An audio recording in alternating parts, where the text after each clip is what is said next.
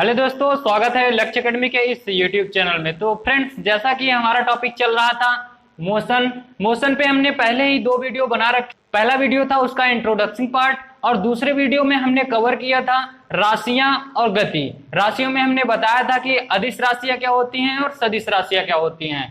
तो एक बार हम और थोड़ा सा रिकवर करा देते हैं बहुत ही शॉर्ट टर्म में। आप अगर उस वीडियो को अभी तक नहीं देखे हैं तो आप जाइए, डिस्क्रिप्शन बॉक्स में उसकी आपको लिंक मिल जाएगी, या तो आप हमारे चैनल के प्लेलिस्ट में जा सकते हैं। वहां पे सबकी अलग अलग प्लेलिस्ट बना दी गई हैं। हमारे चैनल पे बहुत सारे टॉपिक कवर किए जा रहे हैं, आप वहां से जाके देख सकते हैं। तो चलिए हम देखते हैं कि पहले गति क्या होती है।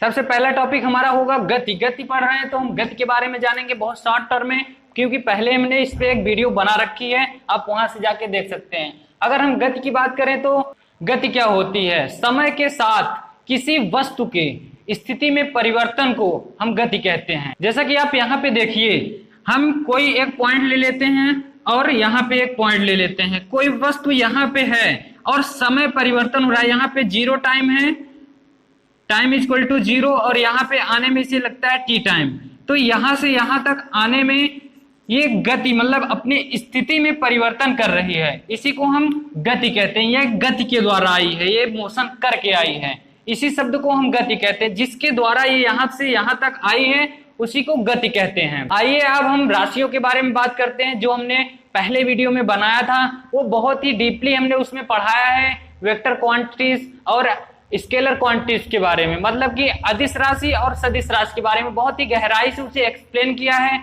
आप वहां से जाके देखिए, वीडियो को पूरा देखिए, आपको बहुत सारे चीज जानने को वहां पे मिलेगी। अब हम छोटी टर्म में बात कर लेते हैं कि अदिश राशि क्या होती है। अदिश राशि वो राशियां जिनमें सिर्फ परिमाण दिया रहता है, मैग्नीट्यूड जिसे अंग्रेजी में बोलते हैं, जिनके अंदर सिर्फ परिमाण मैग्नीट्यूड दिया रहता है, वो हमारी अदिश राशियां होती हैं। सदिश राशियां जो होती हैं उसमें दोनों चीज दिया रहता है, डायरेक्शन मतलब कि दिशा, और परिमाण। परिमाण मतलब मैग्नीट्यूड। क्या होता है, जैसे कि हम कोई कह रहा है कि 2 किलोमीटर हमें पूर्व दिशा में जानी है, तो ये हमारा क्या हो गया, वो पूर्व दिशा का मतलब वो डायरेक्शन भी बता रहा है कि पूर्व ही दिशा में 2 किलोमीटर जानी है। और अब हम अदिश की बात करें तो क्या होगा कि 2 किलोमीटर जानी है। हम यहाँ पॉइंट पे खड़े हैं, 2 किलोमीटर जानी है, तो हम यहाँ पे भी 2 किलोमीटर जा सकते हैं, यहाँ पे भी 2 किलोमीटर जा सकते हैं, मतलब कि पूर्व पश्चिम या उत्तर किसी भी दिशा में 2 किलोमीटर जाएंगे। इसमें कोई हमें डायरेक्शन पर्टिकुलर बताया नहीं गया कि हमें इसी डायरेक्शन में जाना है।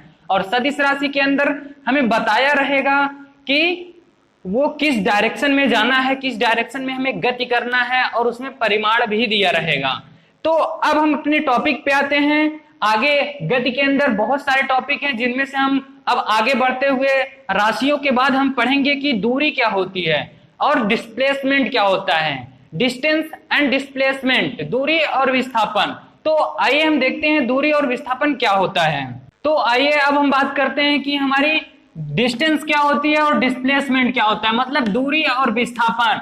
पहले हम जानेंगे कि दूरी की डिफिनीशन क्या होती है, और फिर जानेंगे कि डिस्प्लेसमेंट हमारा क्या होता है। फिर उसके बाद हम इन दोनों में डिफरेंस दिखाएंगे कि मतलब कि इनमें अंतर क्या होता है, क्यों हमारी यूनिट एक होते हुए भी इन्हें अलग क्यों रखा गया है, दूरी क्यों नाम दी गई, डिस्प्लेसमेंट क्यों नाम दिया गया, मतलब विस्थापन क्यों नाम दिया गया।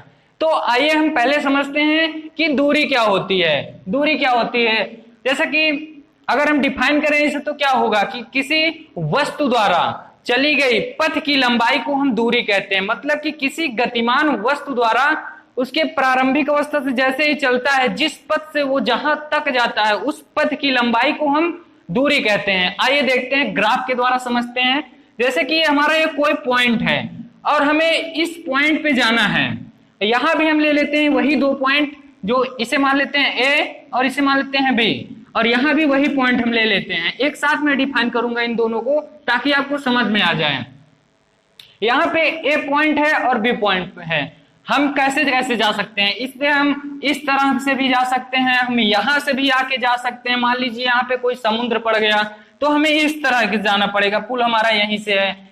और हम विस्थापन की बात करें, विस्थापन मतलब क्या होता है, शॉर्टेन डिस्टेंस बिटवीन 2 पॉइंट, मतलब कि 2 दो पॉइंट के बीच की निम्नतम दूरी को हम डिस्प्लेसमेंट कहते हैं, मतलब कि विस्थापन कहते हैं। ये देखिए, जैसे कि हमें इस डायरेक्शन में ए से बी पर जाना है और ये इतनी दूरी पे है और ये भी उतनी ही दूरी पे है, पर दूरी क्या होती है कि किसी वस्तु द्वारा चली गई पथ की लंबाई को, जिस पथ पे वो चल रहा है, मतलब कि ए हमारा जो है बी पॉइंट तक आने पे कितना टाइम ले रहा है, मतलब कि कितना दूरी तय कर रहा है। दूरी का मतलब ये उसका पथ है, इस तरफ से आ रहा है मान लीजिए, तो यहां से जो आएगा इस पथ की डिस्टेंस जो होगी, मतलब कि इस पथ की लेंथ को हम नापेंगे और वही हमारी दूरी कहलाएगी। और डिस्प्लेसमेंट की अगर बात करें तो हमारी पथ चाहे जो हो, उसमें अंतर रहता है कि प्रारंभिक बिंदु से और अंतिम बिंदु के बीच की दूरी को हम डिस्प्लेसमेंट कहते हैं। अगर एक शब्द में जानना चाहें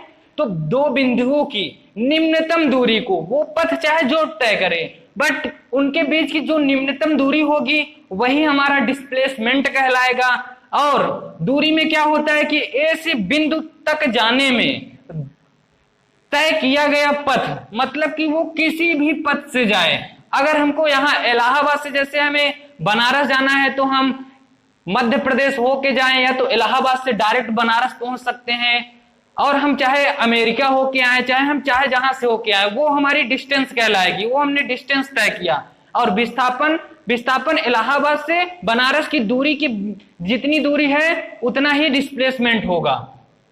तो चलिए अब बात करते हैं कि इनमें अंतर क्या होता है।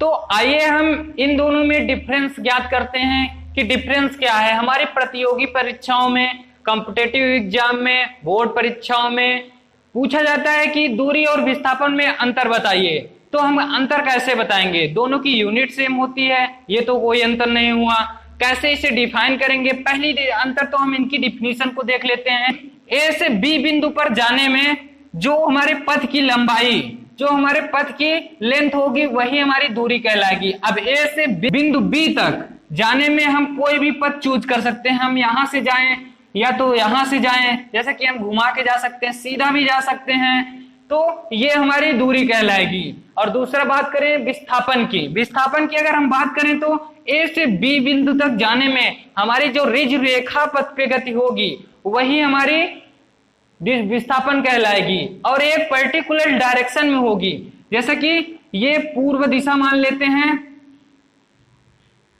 तो यहां पे जैसे बोल रहा है कि हमें एक्स दूरी पूर्व दिशा में जानी है, तो हमें पूर्व दिशा में ही जानी है। जो वहां से जो स्ट्रेट लाइन बन रही है वही हमारी डिस्प्लेसमेंट कहलाएगी। और दूरी में क्या होगा कि हमें ए से बी बिंदु तक पूर्व दिशा में जानी है, तो ये हमारा डिस्प्लेसमेंट हो जाएगा। अगर ये ए से बी बिंदु तक जानी है तो हम कोई भी पथ गमन करके जा सकते हैं, वो हमारी दूरी कहलाएगी। हम बात करते हैं दूसरे डिफरेंस की। दूसरा डिफरेंस हमारा क्या हो जाएगा कि सबसे पहले तो हम क्या है कि दूरी में क्या है कि कोई डायरेक्शन नहीं है।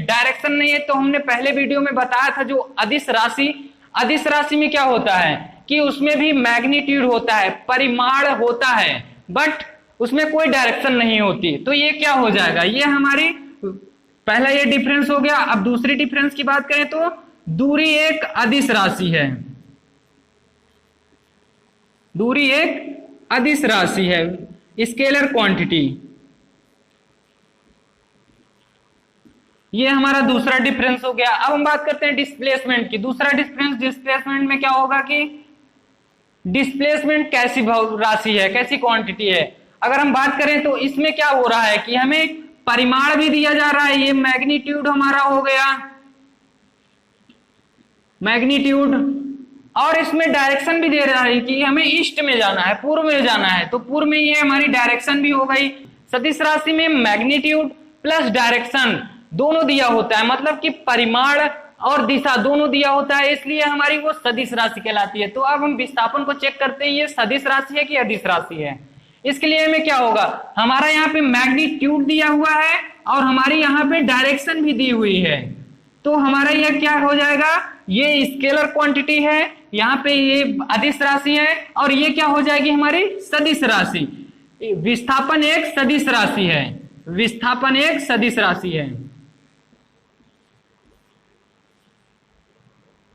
सदिश राशि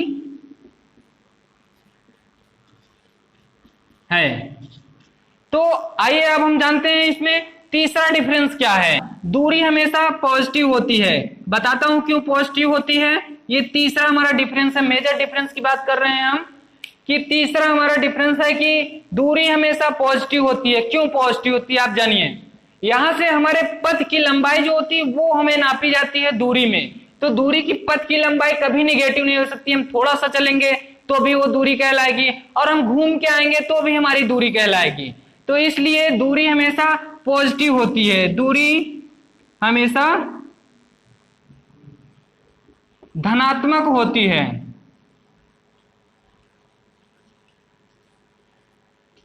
पॉजिटिव होती है। और अब हम डिस्प्लेसमेंट की बात करें तो डिस्प्लेसमेंट हमारा क्या होता है, पॉजिटिव होता है कि निगेटिव, या बोथ हो सकता है, दोनों हो सकता है। तो हम यहाँ पे तीसरे डिफरेंस की अब बात करते हैं कि डिस्प्लेसमेंट हमारा पॉजिटिव होता है कि हमेशा निगेटिव होता है, या तो दोनों होता है। तो जी हाँ दोस्तों, डिस्प्लेसमेंट हमारा दोनों हो सकता है, पॉजिटिव भी हो सकता है, निगेटिव भी हो सकता है। कैसे जानिए, ए से बी तक हमें जाना है।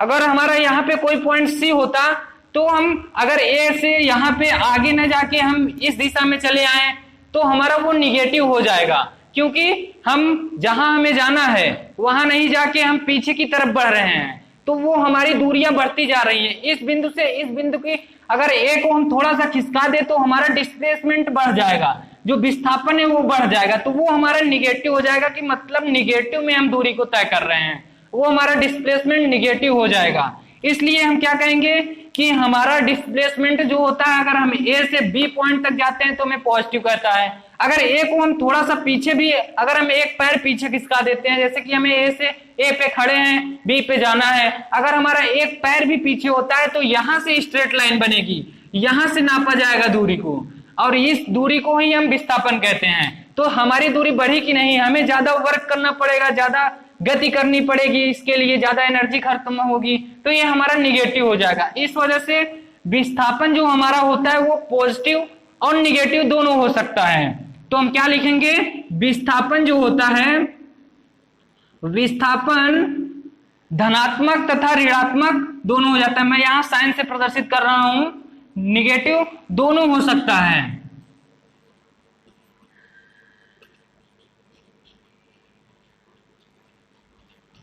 तो यहां पे आप देख सकते हैं कि हमने दूरी और विस्थापन की पहले क्या जानी, पहले डिफिनीशन जानी, और फिर उनमें अंतर जाना, क्या होता है इनके अंदर डिफरेंस, क्यों हमें ये अलग की जाती हैं, और हम दूरी और डिफरेंस को क्यों अलग रखते हैं, इनका नाम क्यों चेंज है, हमने जाना। और अब हम, यही हमारे सिर्फ मेजर डिफरेंस है, इससे ज्यादा कोई भी अंतर नहीं होता, सब इसी के अंदर है। अगर हमारे बोर्ड परीक्षा या कॉम्पिटेटिव एग्जाम में इससे रिलेटेड कोई भी सवाल आ जाता है तो आप तुरंत जवाब दे देंगे यूं चुटकियों में, क्योंकि आपने यहाँ पे डिफरेंस देख लिया कि मेजर डिफरेंस क्या होते हैं। तो चलिए मिलते हैं हम इसके नेक्स्ट वीडियो में, तब तक के लिए बाय बाय, सी यू। आशा करता हूं आप अच्छे होंगे।